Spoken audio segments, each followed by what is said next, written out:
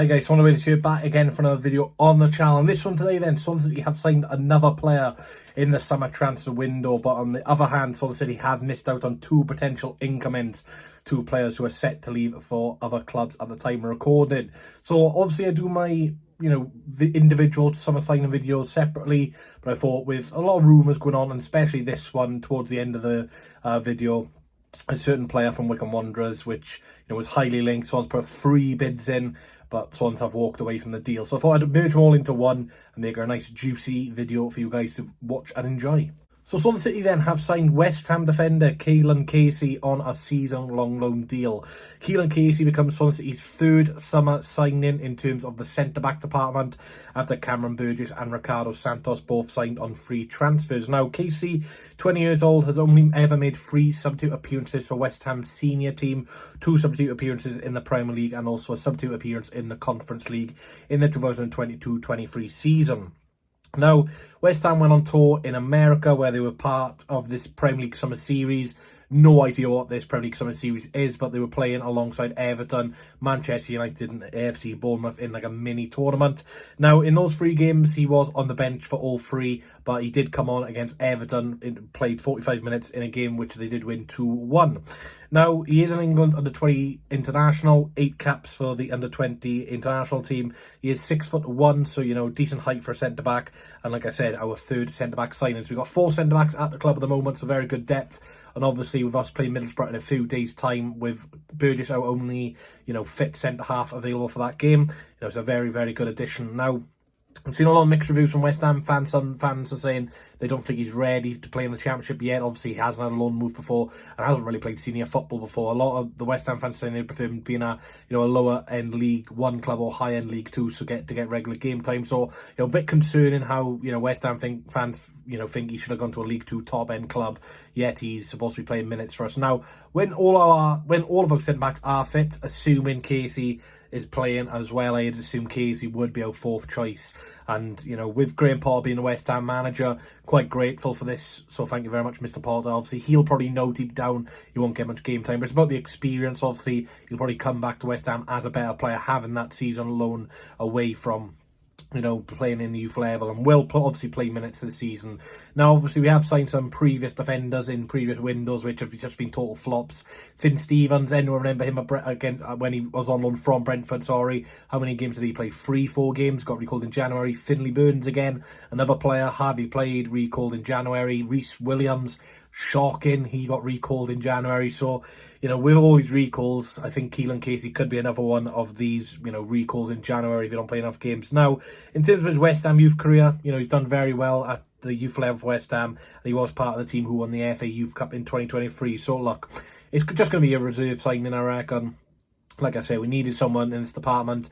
Obviously, people will say, why haven't we got this done sooner? And I can understand that. But like I said in previous episodes of the Swans News, that, we will sign players on loan from Premier League clubs, but usually it happens when the tours come to an end, which has happened. And obviously, in my opinion, I'll do a match preview for the Middlesbrough game in a few days' time, but obviously for me, I wouldn't start Casey against Middlesbrough. I think if you throw him in at Middlesbrough away, it's very, very harsh. For me, I'd just play Fulton, but I'd give Casey the game against Crawley, see how he adapts to, a first-team environment in a competitive game, and regarding how he does well in that game, whether he'd start against Watford for me. So that's what I would do personally. I personally wouldn't start him this weekend. He's only going to get 1 or 2 training sessions in before travelling up to Middlesbrough on Friday. Definitely be part of the matchday squad for me. But for me, I think Casey will definitely be starting next week against Crawley, regardless what Sheehan thinks of the game against Borough. Let me know down below. Are you happy with the sign? Like I said, could be another one of those situations where he just gets recalled in January, don't play many minutes. And West Ham fans, if any of you are on this video, please let me know what you think of Kaelan Casey. Now, in terms of some players who will definitely not be signing for Swansea City, Hull City have been given the green light by the EFL to sign Oli McBurnie. Now, as I said on previous videos, Hull are under a transfer embargo, so they cannot actually sign players for a fee. Obviously, they are doing quite a decent amount of business at the moment, considering their restrictions, signing signing players on loans with no signing players on loan and no loan fee, just paying the wages, and signing obviously free agents. So McBurnie will come in obviously with no sign-on fee, but I assume it's going to be a very hefty contract. And Sheffield United and Swansea have definitely put contract offers in for McBurnie, two of his former clubs, of course. But Hull are definitely offering the most money. Now, it's a little bit disappointing for me that McBurnie hasn't decided to rejoin Swansea with his very good record when he was at us, or Sheffield United, where he was at for a bit longer than us as well in championship terms, and did well. Maybe he wants a new challenge, or maybe it's the money. Like I said, obviously McBurnie's got that choice. He's 29 years old. He deserves the respect and deserves to pick whatever club he fancies. But like I said, slightly disappointing, especially with his connection to Swansea, and obviously the connection he's got with Swansea manager Alan Sheehan. Both played together at Bradford City, and reportedly very good friends as well off the pitch when they do get to talk to each other. So yeah, bit of a shame, but like I said, money talks at the end of the day, so I don't really blame McBurnie at all for this situation. And time of recording, he has not signed for Hull. He is having a medical on Tuesday. I'm recording this on the Monday, so yeah, probably will be announced by Hull before Thursday, and maybe will be part of their matchday squad on the weekend. And the last one then, we just can't have nice things. Richard Kone, deal off. Gutted. I am absolutely gutted about this one. Now, I haven't done a Richard Kone video on this channel yet. I've done a lot of videos about Mr. Kone on my TikTok, so make sure you follow my TikTok down below in the description if you want to think.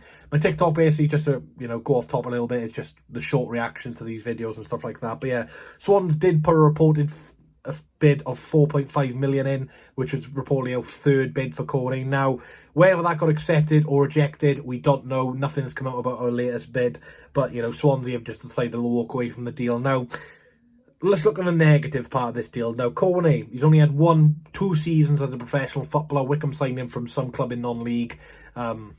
Apologies, I didn't do my research on who they signed him from, but yeah, he's only been a senior professional for 2 seasons. And you look at his goal record last season. Look, he scored a lot of goals last season. One of the League One's best players. There's no denying that. But he did only score 2 goals in his last 15 matches. Obviously, Mike Dodds came in for the majority of those games. But yeah, he just totally flopped under Dobbs. Now, he did have a little injury for the first couple of games, hence why he's on the bench. But yeah, still not a great record, especially if he can only perform for a certain team with a certain style of play. Now, the Swans, the only club interested with Leicester City. Leicester really driving up their interest in the past couple of days. That was reported by Ben Jacobs yesterday, which was, the time of recording yesterday. Ben Jacobs basically said Swansea and Leicester, only clubs interested in Kone at the moment. Swansea more advanced than Leicester, but situation's ongoing. And it got reported by Gareth Vincent last night that Swansea are out the race. It's, like I said, bit of a shame now. Going into the positives, which would have happened if we signed this deal now. We're getting a 22-year-old, great goal record last season, really, really upcoming striker, and someone who you're probably likely to get a very good profit on if you can recoup those goals. And yeah, obviously we've had Oli McBurnie, an Ivory Coast striker in the past, Richard Kone, Ivory Coast striker, the regen Abani, 4 letters in his last name as well. But yeah, very, very disappointed. Now, I'm actually going to back the club for this one. I can understand why the club have walked away, and I'm a little happy they have as well. Now, look, to sign a player for reported £5 million, which Wickham Wanderers want for the player. Now, he's got 1 year left in his contract. You could sign him on a free transfer next summer. I know there'd be a lot of competition, but that option would be available. Obviously, the foreign clubs outside of England would have the option of a pre-contract agreement in January, which is something you'd have to be a little bit wary of. But look, to charge £5 million with 1 year left in his contract and only 1 season out of 2, where he had a phenomenal goal record, non-league player 3 years ago, it's a big, big risk, especially with him not having a pre-season with Wickham Wanderers. Obviously, they didn't fly him out, essentially. Whether that was injury or not, we don't know. But yeah, how long would it take him to get going back to fitness levels? We don't know. But I'm actually going to back the club. £5 million. Now, I'm not having to go at Wickham. They can charge what they want. At the end of the day, Luton were having bids of £7 million rejected in January. Wickham took the gamble to not sell Kone, gain promotion, and then they could probably recoup that money with the extra money they get from the championship revenue. But obviously, losing in the playoffs against Charlton Athletic, so they will still sell him for a good amount of money this summer. But like I said, with a year left in his contract, £5 million, I can understand why the club have walked away, regardless how we're feeling. Now, we are going to have to sign a striker. There's no denying that. Kaelan Casey, yet to see how they can be good enough to chance for a top 6 playoff promotion. Now, if you want to just stay mid-table, they're good enough for that, but we've got ambitious, new owners. They're trying to do good things with us. Now, One negative I will say about the club in this sense is you can't let players like Bianchini and Yates leave regardless about their futures and not bring anyone in. So we're going into Middlesbrough now with our only strikers being Cullen, Vopodnik. You know, Vopodnik's currently injured at the moment, so we've got one fit senior striker and a player who has preferred to play the number 10 role than number 9. So essentially we've got no strikers if you want to take into players' positions. But look, Giannelli, he's going out the door.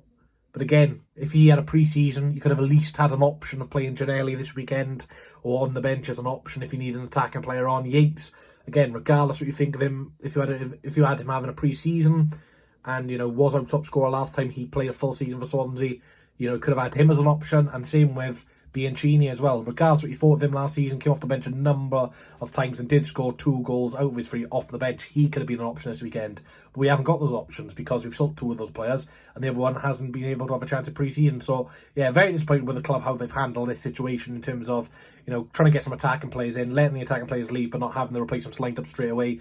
Now, why have we wasted a week and a half on this corner deal? It's really annoyed me. Wickham have said from day one, we want 5 million. Use 3. Rejected, we want 5 million. Here's 4.5. Rejected. We want 5 million. I will give you 5 million, but we're going to pay in instalments. No, we want 5 million. And then we walked away. Just walk away after day one. If a team like Wickham, who we know are very stubborn with their transfer fees, as we saw with Joe Lowe in January when we tried getting him a number of times and walked away from that deal, they're not going to change it for us.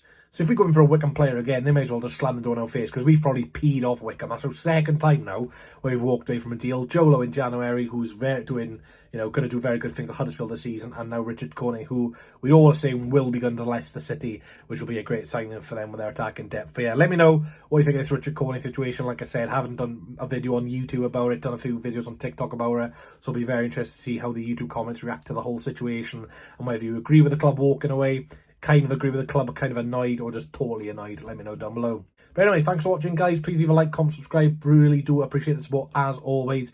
The season starts this week, this Friday, with Birmingham v Ipswich. Now, there will be a table predictions video out. That will be out on Thursday. And match previews will return on Friday. Now, in terms of watch-longs and match reactions, like I said, there won't be many match-logs this season, just to the fact that I work majority on weekends and I need to, you know, earn money to survive, essentially. But yeah, match vlogs will return in the near future, I do promise that. So there will be certain games this season where I can't do watch longs for, and it will only be match reactions, which could be uploaded the next day, because sometimes I won't finish work until early hours of the morning. So yeah, for Middlesbrough, there won't be a watch long, there will be a match reaction, which will probably be out on the Sunday. I'll do a TikTok reaction straight after the game, essentially, when I'm on break. But yeah, for Crowley and Watford, there will be watch longs. So, yeah, I'm looking forward to those. Thanks for your support, like I said. And, yeah, I'll catch you all in the next one. And, yeah, Kaelan Casey, welcome to Swansea City. But, yeah, McBurnie and Kone, no deal. I